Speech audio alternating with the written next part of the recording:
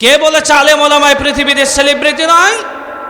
আমি বলতে চাই পৃথিবীতে আলেম ওলামারাই সবচেয়ে সেলিব্রিটি। কথা বলেন ঠিক কিনা মুসলমান? বাংলাদেশে যত নেতা খেতা আছে সমস্ত নেতার খেতা এক জায়গায় করেন, আর ডক্টর মিজানুর রহমান আজহারিকে এক জায়গায় করেন।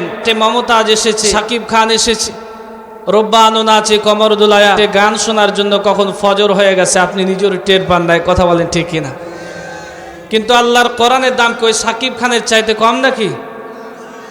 ওই মমতাজের বেশ্যা মহিলার গানের চাইতে আল্লাহর কোরআনের মর্যাদা কম না বেশি? আজ এ কোরআনের জন্য থাকা যাবে তো মুসলমান? কি দেখেন তো কক্সবাজার পেকুয়ার ময়দানে আজ প্রায় 20 লক্ষ মানুষের সমাগম। কথা বলেন ঠিক কিনা? ডক্টর মিজানুর রহমান আজহারি। কে বলেছে আলেমদের সম্মান নাই? কে বলেছে আলেম ওলামায় পৃথিবীতে সেলিব্রিটি নয়? আমি বলতে চাই পৃথিবীতে আলেম ওলামারাই সবচাইতে সম্মানিত এবং সেলিব্রিটি। কথা বলেন ঠিক কিনা মুসলমান?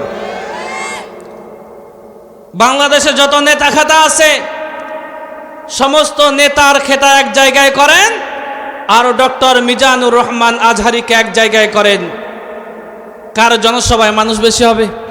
কার জনসভায় মানুষ বেশি হবে সেটা তো আপনারা আজকে দেখতে পাচ্ছেন অনলাইনে। কথা বলেন ঠিক কিনা? এটা ডক্টর মিজানুর রহমান আজহারির কৃতিত্ব নয়, এই কৃতিত্ব হলো আল্লাহ রব্বুল আলামিনের কোরআনের। কথা বলেন ঠিক কিনা?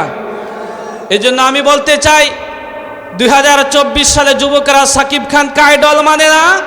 2024 সালে এই বাংলার জমিনের বেহুলার যুবক আর যুবতীরা রোনা লায়লা, সাকিব খান আর মমতাজকে আইডল মানে না।